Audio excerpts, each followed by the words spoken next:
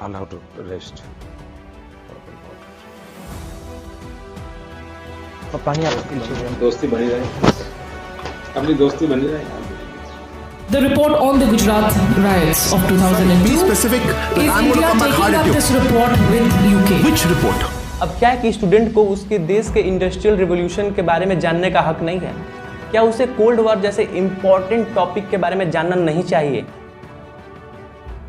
तो रिसेंटली आपने सुना होगा कि NCERT ने मुगल हिस्ट्री से रिलेटेड कुछ चैप्टर्स को रिमूव कर दिया है, और उन्होंने सिर्फ मुगल हिस्ट्री से ही नहीं बल्कि cold war, industrial revolution, Gujarat right जैसे इंपॉर्टेंट टॉपिक्स के डिटेल्स को भी रिमूव किया है। और ये सारे chapters class 7th, 11th and 12th की बुक्स से रिमूव किया गया है, और इस चैप्टर रिमूविंग प्रोसेस में अराउंड 30% ऑफ द सिलेबस को किक आउट कर दिया गया है। जैसा कि हम पिछले कुछ सालों से देखते आए हैं कि हमारे जो कॉम्पिटिटिव एग्जाम्स होते हैं उनमें मिडिवल हिस्ट्री से बहुत ही कम क्वेश्चन पूछे जाते हैं, दिल्ली सल्तनत एंड मुगल एम्पायर से रिलेटेड। और इसी रीजन से हमारे जो टीचर्स हैं वो इस मिडिवल हिस्ट्री वाले पार्ट को कम इंपॉर्टेंस देते हैं, क्योंकि वैसे ही हमारा सिलेबस बहुत ब्रॉड है। पर सिलेबस ब्रॉड होने से हम इंडस्ट्रियल रिवॉल्यूशन, कोल्ड वॉर और गुजरात दंगे से रिलेटेड इतने इंपॉर्टेंट टॉपिक्स को रिमूव नहीं कर सकते, या फिर उनके इंपॉर्टेंट डिटेल्स को रिमूव नहीं कर सकते, क्योंकि ये हमारी हिस्ट्री का one of the most important moments रहे हैं। अब क्या है कि स्टूडेंट को उसके देश के इंडस्ट्रियल रिवॉल्यूशन के बारे में जानने का हक नहीं है? क्या उसे कोल्ड वॉर जैसे इंपॉर्टेंट टॉपिक के बारे में जानना नहीं चाहिए? और गुजरात राइट वही फेमस एंटी मुस्लिम दंगा है 2002 का, जब हमारे प्रधानमंत्री नरेंद्र मोदी गुजरात के सीएम हुआ करते थे, और ये वही वीक पॉइंट है हमारे प्रधानमंत्री का जिसके बारे में वो बात करने से बचते हैं। और उन्होंने एक इंटरव्यू भी बंद कर दिया था, वो बहुत ही फेमस इंटरव्यू है करण थापर के साथ। In the 6 years that you've been Chief Minister of Gujarat, the Rajiv Gandhi Foundation has declared Gujarat to be the best administered state. India today on 2 separate occasions has declared that you are the most efficient Chief Minister. And yet despite that, people still call you to your face a mass murderer, and they accuse you of being prejudiced against Muslims. Do you have an image problem? I think it's not proper to say that people. There are 2 or 3 persons, those who used to talk in this terminology. And I always say, God bless them. You're saying this is a conspiracy of 2-3 people only? I have not said so. Can I point out to you that in September 2003, the Supreme Court said they had lost faith in the Gujarat government? In April 2004, the Chief Justice of the Supreme Court in open court said that you were like a modern-day Nero who looks the other side when helpless children and innocent women are burnt. The Supreme Court seems to have a problem with you. I'll tell you what the problem is. Even 5 years after the Gujarat killings of 2002, the ghost of Godhra still haunts you. Why have you not done more to allay that ghost? This I gave it to the media persons like Karan Thapar. Let them do and let them enjoy. Can I suggest something to you? I have no problem.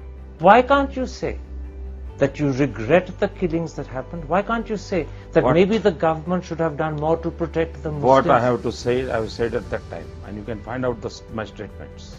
But by not saying it again, by not letting people hear the message repeatedly, you're allowing an image that is contrary to the interest of Gujarat to continue. It's in your hands to change it. I'll have to rest.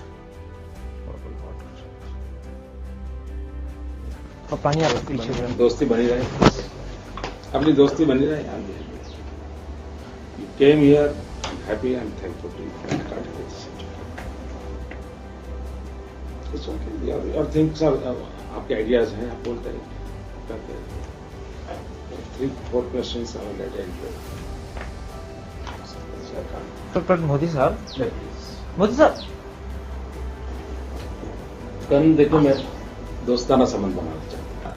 ये सारी बातें पुरानी है, क्योंकि अभी कुछ दिन पहले अमेरिकन एनजीओज ने मोदी गवर्नमेंट को मुगल हिस्ट्री रिमूव करने के लिए ट्रोल किया है। यूएसए में एक पैन अमेरिका नाम की एनजीओ है जिसने बहुत सारी बातें बोली हैं मोदी गवर्नमेंट को इस टॉपिक से रिलेटेड। उन्होंने मुगल हिस्ट्री की ट्रिमिंग की बात तो की है, उन्होंने साथ में ये भी कहा है कि महात्मा गांधी की डेथ से रिलेटेड कंटेंट के साथ भी छेड़छाड़ किया गया है। चलिए इस पैन अमेरिका के आर्टिकल को थोड़ा डिटेल में देखते हैं। सो बेसिकली 7 अप्रैल का आर्टिकल है। जिसमें खास तौर पर यह कहा गया है कि मोदी गवर्नमेंट इंडिया में एजुकेशनल सेंसरशिप कर रही है, जिसमें एनसीईआरटी ने सेंचुरीज लॉन्ग मुस्लिम मुगल डायनेस्टी से रिलेटेड चैप्टर्स को रिमूव किया है। अगेन, मुस्लिम मुगल डायनेस्टी ये वर्ड्स कभी यूज नहीं किए जाते, आमतौर पे बस मुगल डायनेस्टी को ही मेंशन किया जाता है, पर इस आर्टिकल में खास तौर पे मुस्लिम मुगल डायनेस्टी को मेंशन किया गया है और महात्मा गांधी की हिंदू मुस्लिम यूनिटी की एडवोकेसी के साथ भी छेड़छाड़ किया गया है। और 2002 के गुजरात एंटी मुस्लिम दंगे के बारे में भी इस आर्टिकल में मेंशन किया गया है कि इसकी भी टॉपिक से छेड़छाड़ हुआ है। प्लस उन्होंने इस बात का भी मेंशन किया है कि 2002 में जो गुजरात रॉयट हुआ था उससे रिलेटेड बीबीसी ने एक डॉक्यूमेंट्री बनाई थी जिसे गवर्नमेंट ने बैन कर दिया है। और भी बहुत सारी बातें बोली गई हैं BJP, Modi ji and educational censorship से रिलेटेड। और ऐसा नहीं है कि सिर्फ इंडिया के बारे में ही बोला गया है, उस आर्टिकल में अमेरिका से रिलेटेड प्रॉब्लम्स को भी एड्रेस किया गया है। अगर आप इस आर्टिकल को पढ़ना चाहते हैं तो इस आर्टिकल का लिंक आपको डिस्क्रिप्शन में मिल जाएगा। अब एक अमेरिकन एनजीओ ने इंडियन गवर्नमेंट को इतनी सारी बातें बोली हैं, पर इंडियन गवर्नमेंट की तरफ से इस बात का किसी तरीके का कोई भी रिप्लाई नहीं किया गया है। अभी वही पुरानी बात है कि ओवरलैपिंग एंड रिपीटेटिव कंटेंट को रिमूव करने के लिए इतने सारे सिलेबस को रिमूव किया गया है। आपको क्या लगता है, इतना सारा सिलेबस रिमूव करना और इतने इंपॉर्टेंट टॉपिक्स को रिमूव करना कहाँ तक सही है? आप अपनी राय कमेंट सेक्शन में बता सकते हैं। और आपको वीडियो इन्फॉर्मेटिव लगे तो चैनल को सब्सक्राइब करिए, वीडियो को लाइक करिए एंड शेयर करिए।